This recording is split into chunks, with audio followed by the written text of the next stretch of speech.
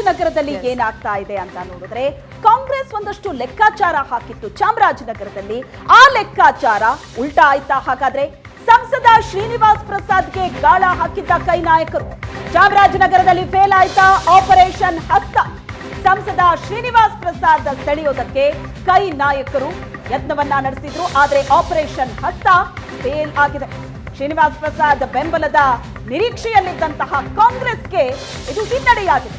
ಅಳಿಯ ಮಾಜಿ ಶಾಸಕ ಹರ್ಷವರ್ಧನ್ ಬಿಜೆಪಿಯಲ್ಲೇ ಸಕ್ರಿಯರಾಗಿದ್ದಾರೆ. ಬಿಜೆಪಿಯಲ್ಲೇ ಉಳಿದ ಮತ್ತೊಬ್ಬ ಅಳಿಯ ಡಾಕ್ಟರ್ ಮೋಹನ್. ಶ್ರೀನಿವಾಸ್ ಪ್ರಸಾದ್ ಅವರ ಬೆಂಬಲ ಸಿಗತ್ತೆ ಅನ್ನೋ ನಿರೀಕ್ಷೆಯಲ್ಲಿತ್ತು, ಕಾಂಗ್ರೆಸ್ ಗಾಳ ಹಾಕಿತ್ತು. ಚಾಮರಾಜನಗರದಲ್ಲಿ ಆ ಎಲ್ಲ ಲೆಕ್ಕಾಚಾರ ಉಲ್ಟಾ ಆದಂತೆ ಕಾಣಿಸ್ತಾ ಇದೆ. ಬಿಜೆಪಿ ಅಭ್ಯರ್ಥಿ ಪರ ಹರ್ಷವರ್ಧನ್ ಪ್ರಚಾರ ಮಾಡ್ತಾ ಇದ್ದಾರೆ. ಶ್ರೀನಿವಾಸ್ ಪ್ರಸಾದ್ ಕುಟುಂಬ ಸೆಳೆಯೋದಕ್ಕೆ ಕಾಂಗ್ರೆಸ್ ರಣತಂತ್ರವನ್ನ ಹೂಡಿತ್ತು. ನೆನೆ ಪ್ರಸಾದ್ರನ್ನ ಬಿಜೆಪಿ ಅಭ್ಯರ್ಥಿ ಬಾಲರಾಜ್ ಭೇಟಿ ಮಾಡಿ ಮಾತುಕತೆಯನ್ನ ಕೂಡ ನಡೆಸಿದ್ರು. ಶ್ರೀನಿವಾಸ್ ಪ್ರಸಾದ್ ತಟಸ್ಥವಾಗಿದ್ರು, ಆದ್ರೆ ಇದರ ಲಾಭ ಪಡ್ಕೊಳ್ಳೋದಕ್ಕೆ ಕಾಂಗ್ರೆಸ್ ಮುಂದಾಗಿತ್ತು. ಆದ್ರೆ ಕಾಂಗ್ರೆಸ್ನ ಪ್ಲಾನ್ ಇಲ್ಲಿ ಉಲ್ಟಾ ಆದಂತೆ ಕಾಣಿಸ್ತಾ ಇದೆ.